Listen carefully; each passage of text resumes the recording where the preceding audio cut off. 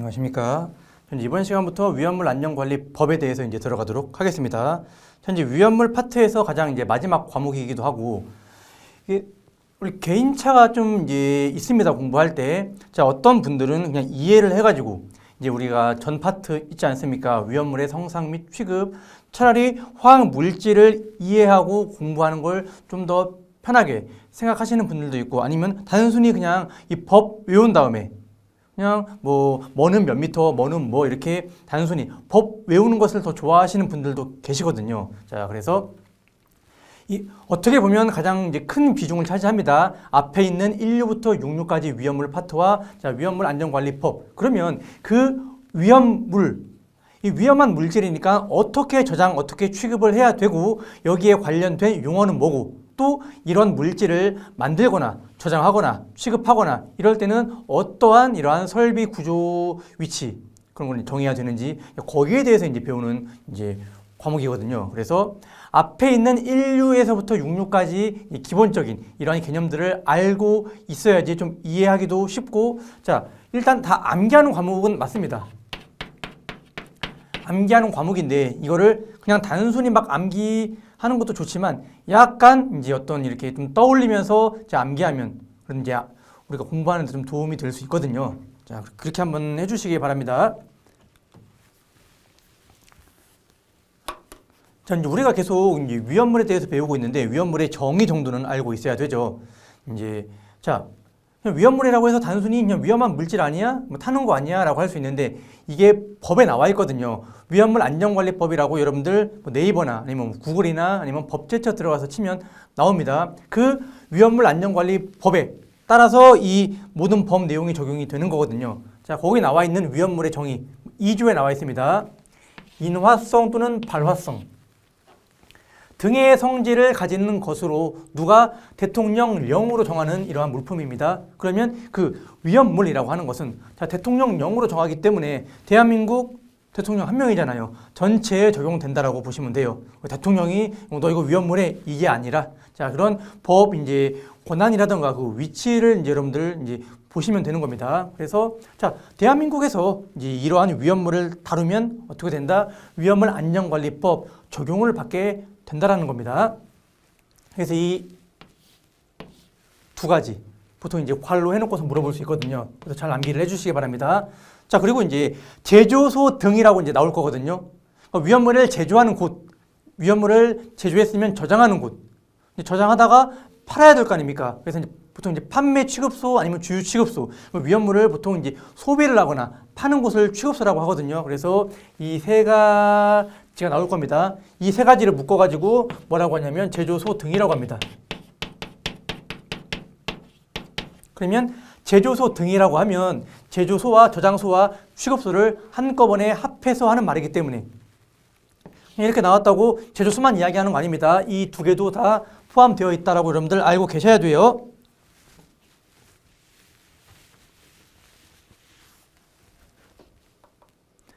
자, 이제 그러면 저장소의 종류와 취급소의 종류 한 번 더 써놨거든요. 자, 이거를 또 시험 문제에 물어봐요. 되게 이제 우리가 아직 이제 제조소 등의 위치 구조 설비 기준을 배우지 않았습니다. 좀 뒤에 가서 배울 건데 거기 배우면 뭐 어떻게 보면 자동적으로 좀 암기가 되긴 합니다만 단순히 이거를 물어보는 시험 문제도 나옵니다. 제조소는 딱 하나밖에 없습니다. 어차피 저장소 8개, 취급소 4개예요. 그래서 이 종류를 여러분들 다 알고 계셔야 됩니다. 한마디로 말이 뭐 그럴듯하게 돼 보이는 저장소인데 여기 8가지 말이 돼 보이는 그럴듯한 취급소이지만 자, 여기 4가지에 속하지 않는 것들은 자, 위험물에서 규정하는 제조소 등에 해당하지 않습니다. 저장소부터 볼게요. 8가지가 있거든요. 일단 옥내 저장소. 저장소란 말은 뺄게요. 옥내와 옥외. 자, 그리고 이제 옥내 탱크가 있습니다. 그리고 옥외 탱크가 있어요.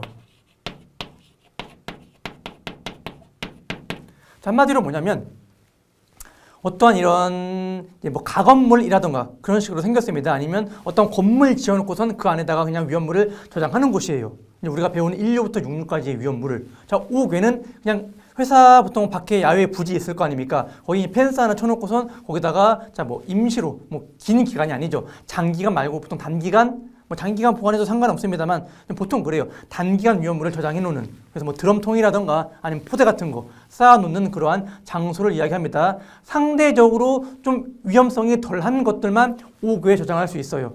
자, 옥내 탱크는 뭐냐면 보통 이제 빌딩 지하에 옥내 탱크가 있거든요. 건물 안에 지하에 자 어떤 자기 방이 있습니다. 그러니까 사무실처럼 문 열면 자 거기 안에 위험물 저장 탱크가 있는 거예요. 이게 옥내 탱크. 자 5개 탱크는 뭐냐면 보통 정유사에 있거든요.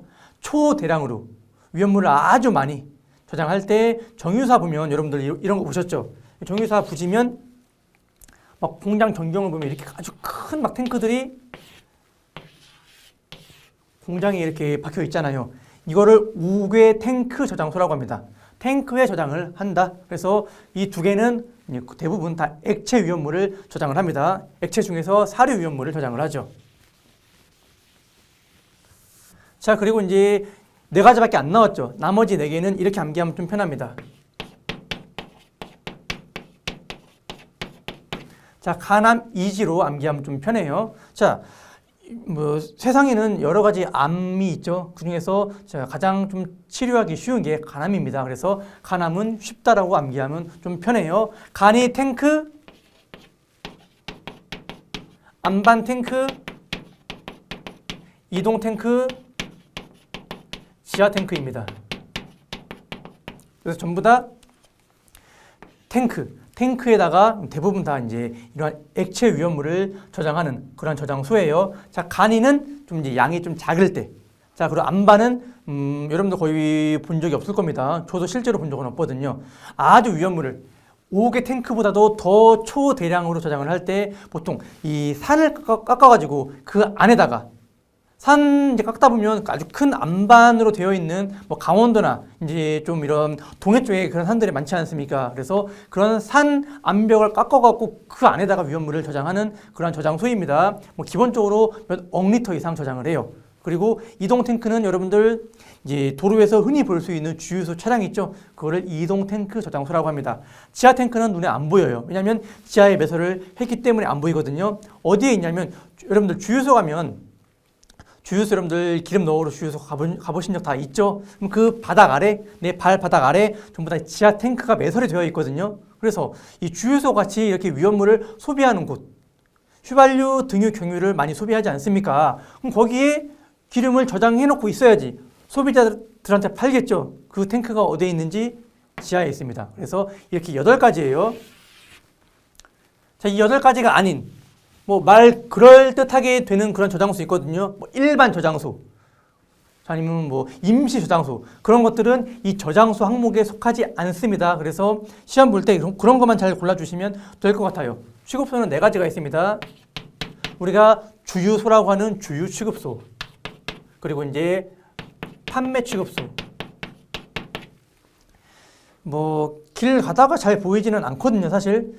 보통 이제 공구 상가에 화공 약품점이 있습니다. 그런 데 가면 이제 위험물들을 팔거든요. 그래서 이런 곳 아니면 페인트 가게 좀 크게 하는데 거기 가면 페인트도 팔지만 무슨 이제 우리가 신나라고 하는 뭐 신호 각종 이제 이러한 용제 같은 거 팔거든요. 그래서 이런 곳을 판매 취급소라고 합니다. 다음에 이제 이송 취급소. 위험물을 이러한 파이프, 관으로 이제 이송하기 위한 그러한 장소를 이야기해요. 역시나 아주 위험물을 많이 쓰는 곳, 초대량으로 계속 이제 옮겨야 되는 곳에서는 이송 취급소를 설치를 하는 겁니다. 그리고 일반 취급소가 있습니다. 자, 그래서 이렇게 4개예요. 자, 주판 1, 2 이렇게 암기하면 좀 편하겠죠. 그래서 이 종류를 물어보는 문제 뭐 은근히 잘 나오기 때문에 여러분들 이제 당연히 암기를 해야 되는데 또 보다 보면 그렇게 또 암기하는데 어렵지 않습니다. 왜냐하면 뒷파트에 우리가 어떻게 보면 안전관리법령이 위치구조 설비 기준과 나머지 파트로 또 반으로 나눌 수 있거든요. 그래서 위치구조 설비 기준 하다 보면 자동적으로 암기가 다 되실 겁니다. 자, 넘어가겠습니다. 이제 적용 제외 대상이거든요. 자, 한마디로 뭐냐면 대한민국에서 이제 우리가 앞에서 봤던 1류부터 6류까지의 위험물을 지정수량 이상일 때만 적용을 하는 거예요. 미만일 때는 그냥 써도 됩니다. 1류에서 6류의 위험물을 지정수량 이상 다룬다. 뭐 만든다 아니면 저장한다, 취급한다라고 하면 자, 이제 우리가 앞으로 배울 위험물 안전관리법 적용을 받게 됩니다. 만들려고 하면 저조소를 설치해야 되고 저장하려고 하면 저장소를 만들어야 되고 앞에서 말했던 8가지 저장소 있죠. 그 중에서 하나를 만들어야 됩니다. 취급하려고 하면 저 4군데 저기서만 취급을 해야 되는데 만약에 위험물을 항공기로 옮긴다. 선박으로 옮긴다, 철도 및 궤도로 옮긴다라고 하면 우리가 앞으로 배울 어떤 위험물 안전관리법 적용을 안 받게 됩니다. 그래서 어떤 뭘로 옮기면 적용을 받게 되냐면 일단 차입니다. 자동차. 자, 자동차로 위험물을 옮기게 되면 우리가 앞에서 저장소 중에서 뭐 봤었죠? 이동 탱크 저장소 봤었죠. 그래서 그 이동 탱크 저장소에 액체 위험물을 옮겨야 되고 아니면 우리 이제 길 가다 보면 트럭 뒤에 이런 거 많이 붙어 있는 거 보실 겁니다. 이제 검은색 그러니까 노란색 판때기에 검은색 판때기에 노란색 반사 도료로 되어 있는 자, 위험물이라고 써 있는 이러한 판때기 붙어 있는 거 보실 겁니다. 이렇게 부착된 차량에 자, 적합한 운반 용기에 적합한 조치를 취한 다음에 위험물을 운송해야 되거든요. 뭘로? 자동차로 할 때는. 나머지 항공기로 위험물을 옮긴다, 선박으로 옮긴다, 철도 및 궤도로 옮긴다 그러면 자, 우리가 앞으로 배울 법 적용 제외 대상이 됩니다. 그래서 이거 그냥 알고만 있으면 돼요. 그래서 뭐죠? 자동차 말고 좀 엄청나게 큰 운송 수단 있지 않습니까? 비행기 크죠? 배 크죠? 자동차보다 훨씬 크지 않습니까? 철도 엄청나게 길잖아요. 크잖아요. 그래서 이런 것들로 옮기면 자, 제외된다라는 거 또 암기해야 됩니다.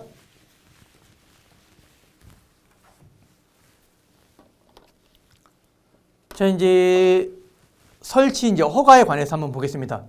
자, 위험물을 어디서 만들 수 있죠? 지정 수량 이상의 위험물을 이제 만들 때 제조소에서 만들 수 있거든요. 위험물 제조소라고 합니다. 그래서 이제 우리가 가장 흔하게 알 수 있는 제조소는 정유사가 있습니다. 원유를 받아 와가지고 거기서 자, 엄청나게 큰 시설이죠. 어떻게 합니까? 위험물을 정지해서 그 물질을 정지해서 위험물을 만들어내지 않습니까? 휘발유 만들고 등유, 경유 만들고 우리가 사료에서 봤던 뭐 중유 만들고 다 만들어내죠. 자, 그러면 그 제조소 등을 만들려고 한다. 만약에 이제 제가 이제 돈이 많아가지고 이제 제조소 공장을 만들려고 해요. 그래서 이제 제가 경기도 살거든요. 경기도에 만들려고 합니다. 경기도 수원에다가 이제 제조소를 만들려고 해요. 자, 그러면 어떻게 한다? 설치 허가를 받은 다음에 어떻게 공사를 시작할 수 있는 겁니다. 그럼 누구한테 해요? 자, 지금 제가 살고 있는 곳이 경기도라 그랬죠. 경기도지사의 허가가 있어야 돼요. 그러면 그 밑에 관련된 공무원들, 실무자들이 있을 거 아닙니까? 이렇게 해서 다 한 다음에 최종 결재권자 사인 누가 해줘야 돼요? 경기도지사 사인이 있어야지 이제 공사 설치를 할 수 있는 겁니다. 그걸 사인 안 해주는데 만들어버리면 당연히 불법이죠. 만약에 서울시에 만들려고 한다. 서울시장의 사인이 있어야 되는 거고 예를 들어 충청남도 예를 들어서 천안에서 제조소를 하려고 한다. 뭐 당진에서 하려고 한다. 그러면 충남도지사의 설치 허가 결재가 있어야 되는 겁니다. 그래서 이 법은 자, 기관과 누가 이게 되게 중요해요. 시험 문제 잘 나오거든요. 자, 며칠 아니면 몇 년 누가 해주냐? 이거를 되게 잘 물어봅니다. 자, 이제 제조소를 만들었어요. 만들었는데 지정 수량 배수를 변경하고 싶습니다. 원래 그냥 자 20배만 만들었었는데 한 50배 이제 더 늘리려고 해요. 주문이 많이 들어와서. 그러면 자 하루 전까지 누구에게 자 이 관련된 양식이 있을 겁니다. 시도지사에게 가는 한마디로 이것도 결재권자가 시도지사인 거거든요. 그냥 신고만 하면 돼요. 한마디로 사인 당장 안 해줘도 되거든요. 만약에 20배를 만들고 있다, 50배 만들고 싶다라고 하면 자 변경 신청서를 자 작성한 다음에 그냥 뭐 경기도니까 뭐 수원이나 경기도 이쪽에서 그냥 띡 던지면 끝납니다. 언제까지? 하루 전까지. 만약에 예를 들어서 3월 16일이에요. 오늘이. 근데 만약에 자 내일부터 만들고 싶다. 그러면 그리고 이제 만약에 내일부터 이제 바꾸고 싶다라고 하면 이날까지만 어떻게 서류 제출만 하면 되는 겁니다. 이거 신고잖아요. 그러면 3월 17일부터는 어떻게 된다? 배수를 변경해서 생산을 제조를 할 수 있다라는 겁니다. 자, 제조소 잘 운영하고 있다가 지금 장사가 안 돼요. 아니면 제가 로또가 돼갖고 이제 더 이상 일 안 하고 싶어요. 그러면 그 제조소를 만들려고 하면 설치 허가를 받아야지 지을 수 있었었죠. 근데 용도를 폐지하려고 합니다. 제조소니까 어떻게 됩니까? 이제 관련된 엄청나게 이제 많은 뭐 연구 뭐 이제 또 확인도 해봐야 되고 해서 허가를 내준 거거든요. 다시 없애려고 하면 어떻게 된다? 그냥 이제 없애는 거잖아요. 14일 이내. 만약에 예를 들어서 날짜를 바꿔볼게요. 자, 1월 5일입니다. 자, 이제 장사 이제 접었습니다. 사업 접었어요. 그러면 자, 14일 이내. 1월 19일 아닙니까? 이날 접고 이날까지 신고만 하면 되는 거예요. 나 이제 사업 접었어. 이렇게 자, 신고 통보를 누구에게? 시도지사에게. 그래서 좀 큰 것들 있잖아요. 뭐 제조소를 만들려고 한다. 아니면 뭐 없앤다. 이런 것들은 전부 다 시도지사에게 신고를 하는 겁니다. 관할 시가 이제 시도지사면 수원시는 경기도에 속하는 거고 서울시 이게 큰 광역시만 그 시장에 가는 거죠.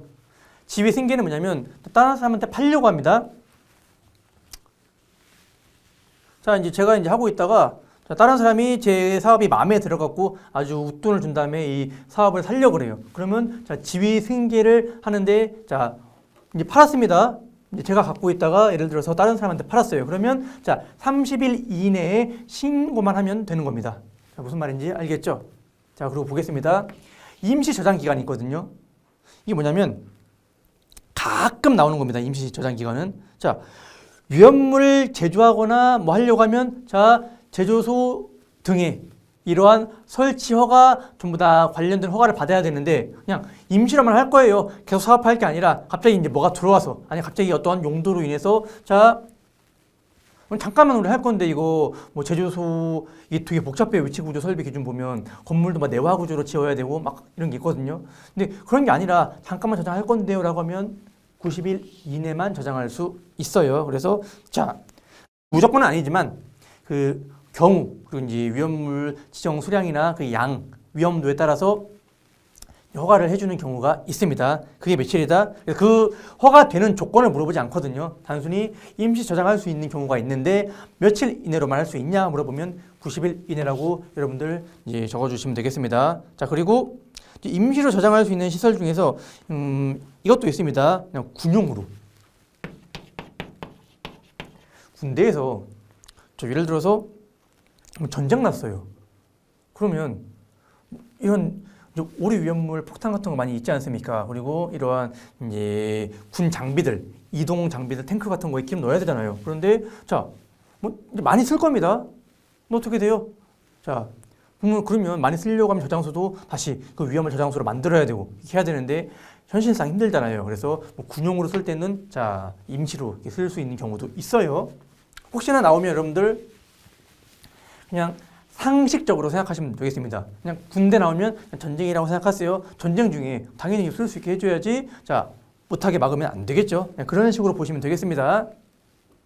자, 완공 검사 신청 시기 한번 보겠습니다. 그러면 앞에서 봤듯이 시도지사가 자, 설치 허가를 내줬어요. 그러면 저는 이 공사업자한테 공사를 맡기겠죠. 그럼 다 지었습니다.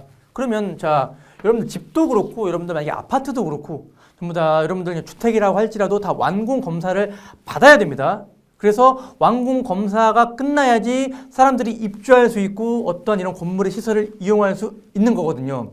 완공 검사 안에는 되게 여러 가지가 있어요. 뭐 통신 이런 전기 시설 같은 경우에 뭐 사용 전 검사라고 해서 사용 전이 뭡니까? 사용하기 전에 검사를 한 다음에 이상이 없어야지 쓸 수 있는 거거든요. 자, 그런데 지금 우리 제조소 등 자, 지하 탱크는 보통 이 땅 지면이 있습니다.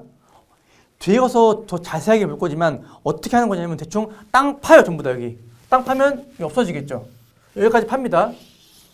여기다가 자, 탱크 이 실을 만든 다음에 탱크를 이렇게 매설을 해요. 이런 식으로. 그다음에 각종 설비를 깐 다음에 땅 다시 엎어버립니다.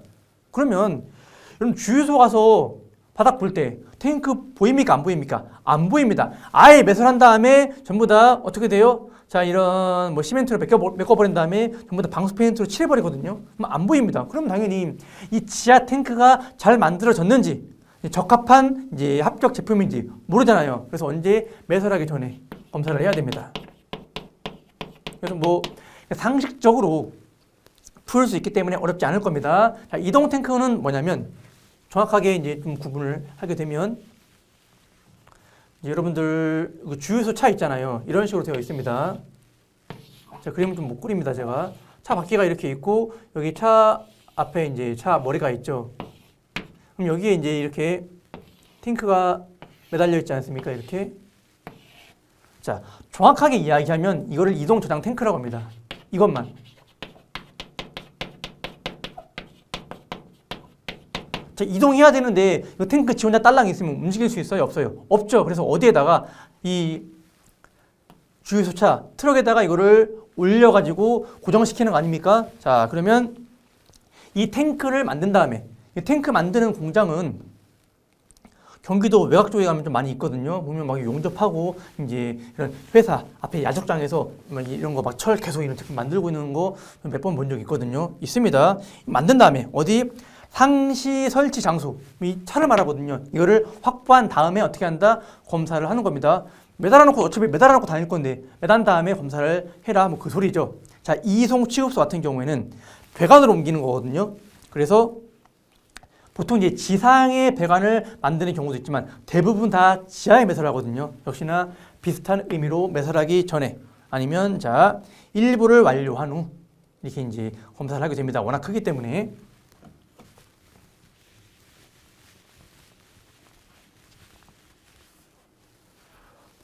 이런 것들 여러분들 막 무조건 계속 막 써가면서 암기할 필요 없잖아요. 상식적으로 생각해서 당연히 매설하기 전에 검사를 받아야 되는 거죠. 이렇게 보면 됩니다.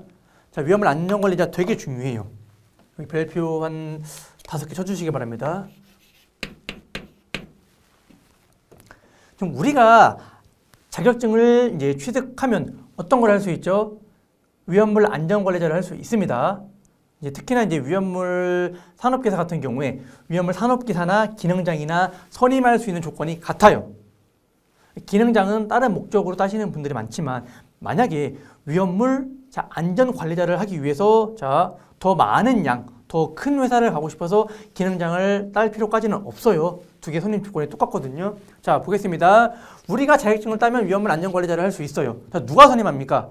제가 만약에 위험물 자격증을 땄어요. 그러면 나 자격증 있으니까 이 회사 받아주세요. 이 회사 나 받아라. 이렇게 하는 게 아니라 그 회사의 담당자가 저를 선임할 거 아닙니까? 그래서 관계인이라고 합니다. 관계인에는 누가 있습니까? 그 회사 예를 들어서 뭐 대표, 뭐 사장, 회장 또 누가 있어요? 좀 큰 회사 같은 경우에는 뭐 인사권자, 채용 담당자라던가 뭐 인사팀장, 인사팀 직원들이 있겠죠. 뭐 총무팀 직원이라던가 아니면 뭐 관리팀장 이런 사람들 등등등등등등등 한마디로 선임권자는 뭐냐면 내가 위험물 안전관리자고 나를 뽑아서 선임해줄 사람, 이 사람들을 관계인이라고 합니다. 나는 아니죠. 자, 신고는 어디에다 가냐면 소방본부장 또는 소방서장인데 자, 만약에 제가 이제 취업을 예를 들어서 용인으로 했습니다. 그러면 용인에 있는 관할 소방서에 가가지고 예를 들어서 내가 무슨 한번 볼게요. 자, ABCD 화학이라는 회사에 이제 안전관리자로 입사를 했습니다. 그래서 저를 안전관리자로 등록을 하려고 해요. 그러면 만약에 이 회사가 용인에 있어요. 그러면 용인에 우리 회사 위치가 있는 관할 이제 소방서에 가가지고 어떻게 한다? 그냥 신고만 하면 됩니다. 이제 가면 소방서 가면 여러분들 이제 무조건 이 불 끄고 구급 대원만 있는 게 아니거든요. 행정하시는 우리 시청이나 구청에 가서 행정하시는 그런 분들도 많이 있습니다. 보통 2층에 있거든요. 가서 이제 관련된 서류 쓴 다음에 제출하면 되는 거예요. 그러면 나중에 이제 확인해 보면 내 선임처가 어딘지 다 뜨거든요. 자, 해임 또는 퇴직할 수 있죠. 자, 다니다가 뭐 그지 같아갖고 그만둘 수도 있고 아니면 이제 다른 데 이직돼서 갈 수도 있고 아니면 아예 일 안 하려고 은퇴할 수도 있잖아요. 그럴 경우에 어떻게 된다? 30일 이내에 재선임을 해야 돼요. 그래서 한마디로 이건 뭐냐면 일시 부재가 생길 수는 있어요. 자, 그렇잖아요. 이 회사에서 자, 저를 안전관리자로 쓰고 있었는데 제가 그냥 에이 모르겠다 그만둘 수 있잖아요. 그러면 이 회사는 안전관리자가 없는 거예요. 그럼 불법이죠. 불법인데 어떻게 30일까지는 봐준다라는 거예요. 왜냐하면 살다 보면 회사 운영하다 보면 이럴 수 있잖아요. 그래서 그때는 누구를 3번, 5번 같이 봐야 됩니다. 일시 부재할 수 있는데 이때는 대리자를 지정해야 됩니다. 이 대리자는 어떻게? 위험물 자격증이 없어도 돼요. 위험물 자격 없는 사람이 대리자로 지정될 수 있어요. 일시적으로. 30일을 초과하면 안 되고 한마디로 뭡니까? 제가 그만뒀으면 이 다른 위험물 자격증 가진 사람을 30일 내로 뽑은 다음에 다시 소방서에 가서 선임 신고를 하던 아니면 보통 회사에서 그렇게 안 하죠. 어떻게 돼요? 자, 위험물 가진 그래서 여러분들 자격증 따는 이유가 뭡니까? 따서 회사에 가서 무조건 등록을 하는 건 아니에요. 대부분 여러분들 처음 들어가면 안전관리자 등록 안 하거든요. 대부분. 일단 만약에 예를 들어서 한 50명이 재직하는 그런 회사 같으면 적어도 한 5명, 6명은 위험물 안전관리자 자격증 가진 사람을 뽑아 놓습니다. 이런 화학회사면 심한 경우에는 뭐 절반이 갖고 있는 사람도 있어요. 절반이 갖고 있습니다. 그러면 만약에 제가 그만두면 다음 사람 쓰면 되는 거 아니에요. 바로 그냥 그만뒀으면 너가 가서 소방서 가서 등록하고 와. 이렇게 하면 되는 거거든요. 그러면 이 부재가 안 생길 거 아닙니까? 그래서 합니다. 근데 그렇게 안 되는 경우도 있죠. 그래서 대리자를 지정할 수 있는데 30일 초과는 안 돼요. 자, 만약에 선임을 했습니다. 제가 만약에 예를 들어서 이 회사에 3월 2일에 들어갔어요. 그러면 언제? 14일 이내에 신고를 해야 됩니다. 3월 16일 전까지는 자, 더하면 14 더하면 16 맞죠? 그때까지는 어떻게 된다? 소방서 가서 신고를 해야 돼요. 자, 두 개 다릅니다. 이거 먼저 볼게요. 자, 선임 신고를 늦게 했어요.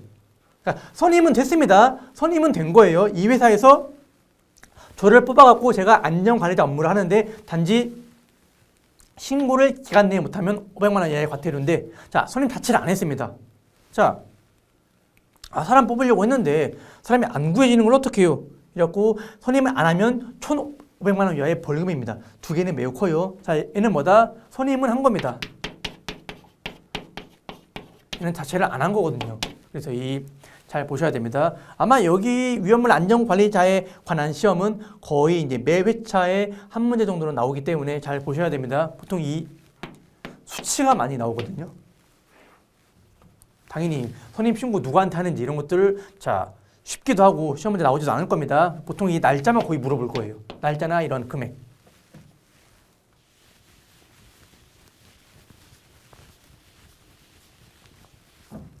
자, 다음에는 약간 어려운 게 나옵니다.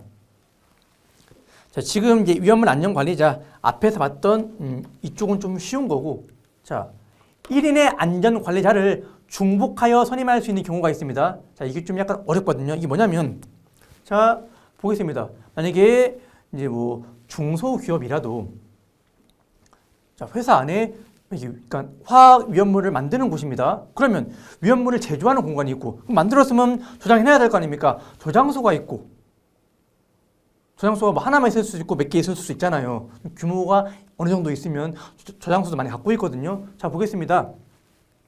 그러면 원래 따지고 보면 각각 개별된 제조소 등이라고 볼 수 있거든요. 제조소 등이라고 하면 만약에 조그만 회사인데 예를 들어서 여러분이 다니는 회사에 제조동이 2개 있습니다. 저장소가 종류별로 다 해서 한 5개 있습니다. 그러면 이거 다 하나 7명을 선임을 해야 되는 거거든요. 그냥 개별적인 거니까. 자, 근데 그렇게는 안 한다. 그래서 어떻게 된다? 만약에 옥 내외 저장소, 안반 탱크 저장소 같은 경우에 자, 그러니까 이게 기준이 이겁니다. 뭐 떨어져 있는 건 안 돼요. 그렇다고 만약에 수원에 있는 회사 하나, 용인에 있는 거 하나, 만양에 있는 거 하나 이거 10개니까 내가 다 관리자 할게. 당연히 말도 안 되죠. 한 구획 안에 있는, 그러니까 한 회사라고 보시면 돼요. 한 회사 안에 있는 10개까지는 어떻게 된다? 그냥 한 명이 다 할 수 있는 거예요. 그래서 만약에 A, B, C, D 화학에서 옥내 저장소 12개 있습니다. 그러면 10개는 뭐 내가 하고 2개는 너가 해. 이런 식으로 할 수 있다는 겁니다. 그래서 이 개수가 중요해요. 5개 탱크 저장소. 이 정유사 가면 엄청나게 많거든요. 5개 탱크가 그냥 계속 이제 이런 뭐 봉처럼 계속 박혀 있을 겁니다. 실제로 가까이에서 보면 되게 크거든요. 그러면 되게 많아요. 그런데 만약에 예를 들어서 자 이쪽 섹터에 1번 탱크는 예를 들어서 뭐 애가 하고 2번은 누가 3번은 누가 이렇게 하는 게 아니라 자 뭐다 30개까지는 한 사람이 하고 30개 넘어간다 그러면 여기서부터 여기까지는 자 누가 하고 이렇게 하는 겁니다. 그리고 5개 이하의 지조소송인데 이거는 그냥 잘 나오진 않아요. 100m 이내 거리에 있으면 어떻게 된다? 다 한 사람이 할 수 있다라는 겁니다. 이 조건이 뭐다? 동일 구획 안에 있을 때 그래요. 자, 이제 법 파트 첫 번째 시간 여기까지 하도록 하겠습니다. 수고하셨습니다.